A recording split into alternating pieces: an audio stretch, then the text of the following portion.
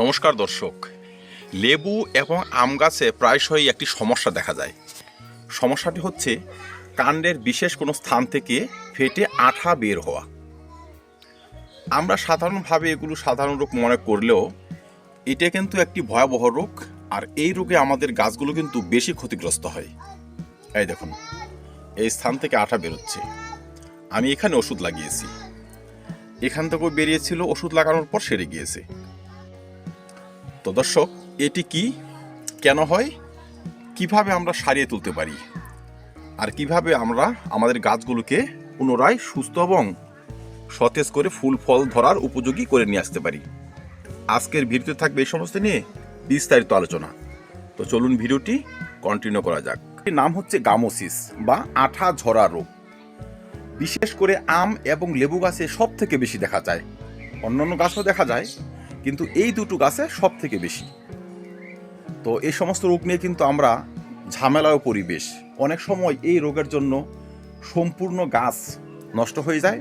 গাছের কোনো বিশেষ একটি ডাল হয়তো সম্পূর্ণ শুকিয়ে যায়, গাছ মারা যায়। এই সমস্যা দেখা দেওয়ার সঙ্গে সঙ্গে আমাদের কিন্তু একটি ব্যবস্থা নিতে হবে। সেই ব্যবস্থাটি হচ্ছে, আপনি একটি ধারালো চাকু নেবেন বা ব্লেড নেবেন, যেটা দিয়ে আপনি ওই ক্ষতস্থান থেকে যে আঠাগুলো আছে বা কিছুটা অংশ শুকিয়ে গিয়েছে সেগুলো চেঁচে ফেলে দিতে পারবেন। আমি এমন একটি ধারালো চাকু নিয়েছি। এবার আমার যে গাছে গামোসিস হয়েছে বা যেখানে আক্রান্ত হয়েছে সেই জায়গাটি আগে আমি চেঁচে নিব।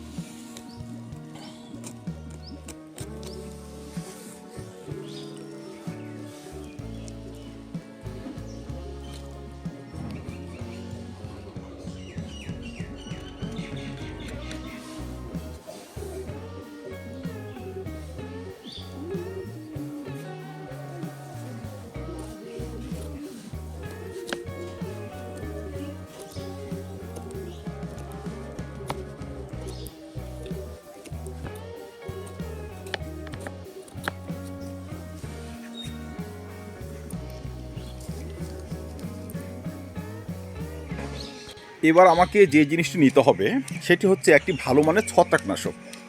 দেখতে পাচ্ছেন আমার হাতে রয়েছে এমিস্টার টপ। আমি এমিস্টার টপ নিয়েছি এই জন্য যে এটি কিন্তু লিকুইড আকারে, একটু গাঢ় লিকুইড টাইপের। তো এটা যদি আমি ব্যবহার করি, আমাকে আর পেস্ট তৈরি করতে হবে না।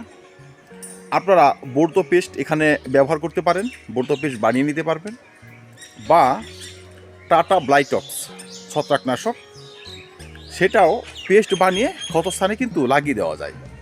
তো আসুন, এমিস্টার টপ যেহেতু লিকুইড, গাঢ় লিকুইড, আমি শুধু এটাই ব্যবহার করে দিব। তো কীভাবে ব্যবহার করব সেটাও দেখে নিই।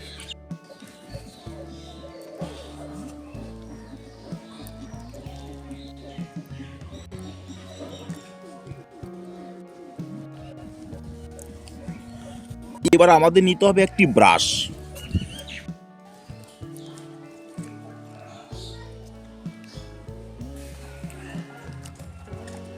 এইভাবে পেন্ট করে দেবেন।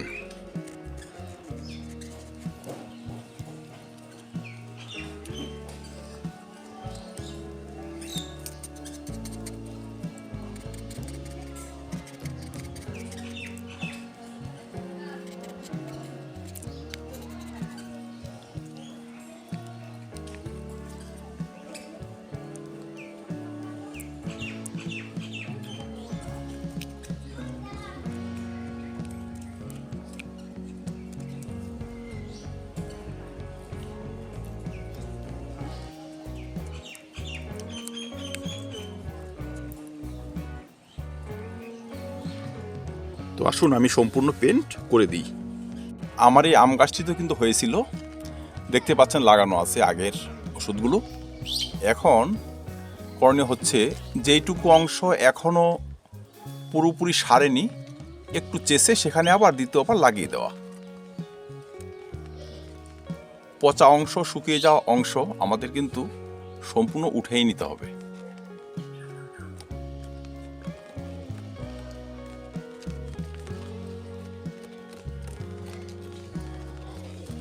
এইভাবে তুলে দেবেন।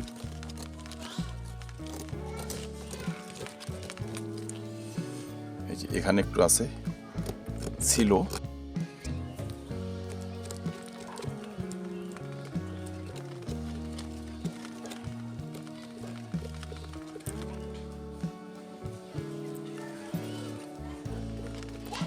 ব্যাস, এবার এই অংশে আমি আবার দ্বিতীয়বার আমার এই ওষুধটি লাগিয়ে দিব।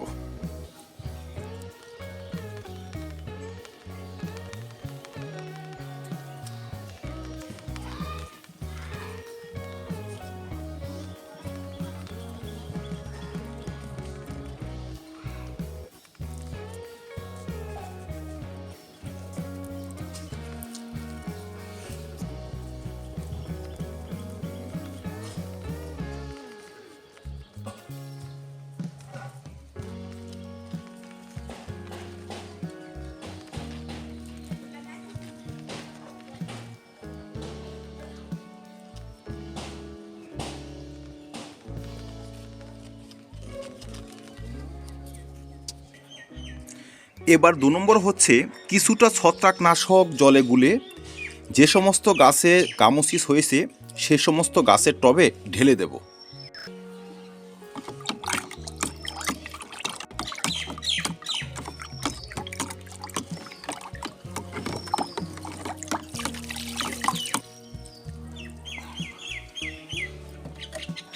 দর্শক, এতক্ষণ আমরা দেখলাম এই গামোসিসের চিকিৎসা আমরা ছত্রাকনাশক দিয়ে কীভাবে সারব।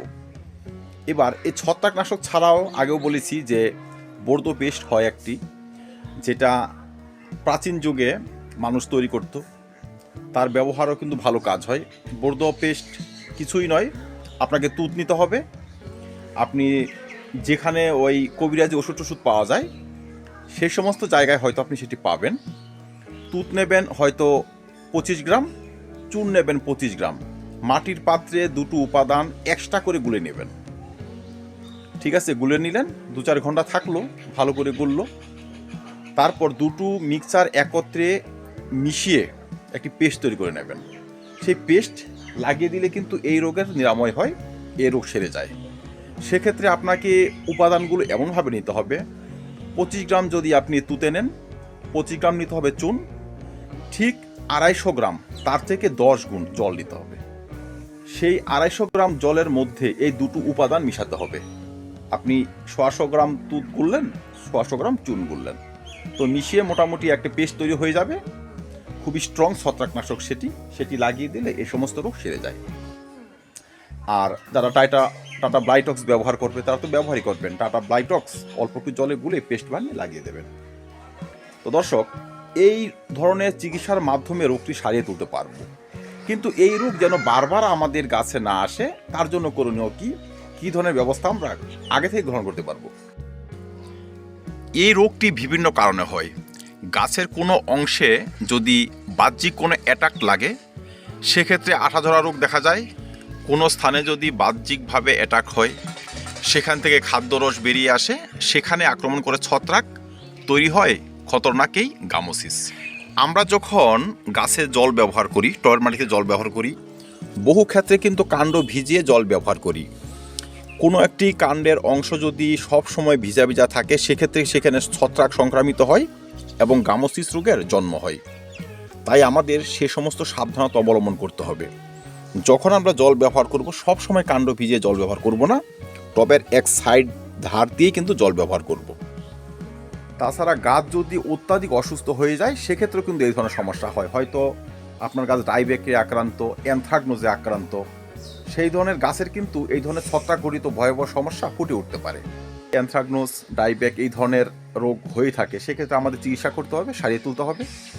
আর যে স্থান থেকে আপনার প্রথম এই রোগের লক্ষণ দেখা যাচ্ছে সেই স্থানকে প্রথমে আমাদেরকে নিরাময় করতে হবে, সারিয়ে তুলতে হবে। সেক্ষেত্রে যদি অংশ শুকিয়ে যায়, সম্পূর্ণ অংশ ভালো করে কেটে বা শুকনো অংশ ভালো করে গাছ থেকে বের করে সেখানে কিন্তু এই পেস্ট লাগিয়ে দিতে হবে। আর এই পেস্ট লাগানোর নিয়ম হচ্ছে, আপনি আজকে ধরুন লাগালেন, ঠিক 15 দিন পর একবার লাগানোর পর আরেকবার যখন লাগাবেন, দেখবেন শুকনো অংশ রয়েছে কিনা, যদি থাকে দ্বিতীয়বার আবার একটু চেঁচে আবার লাগিয়ে দেবেন।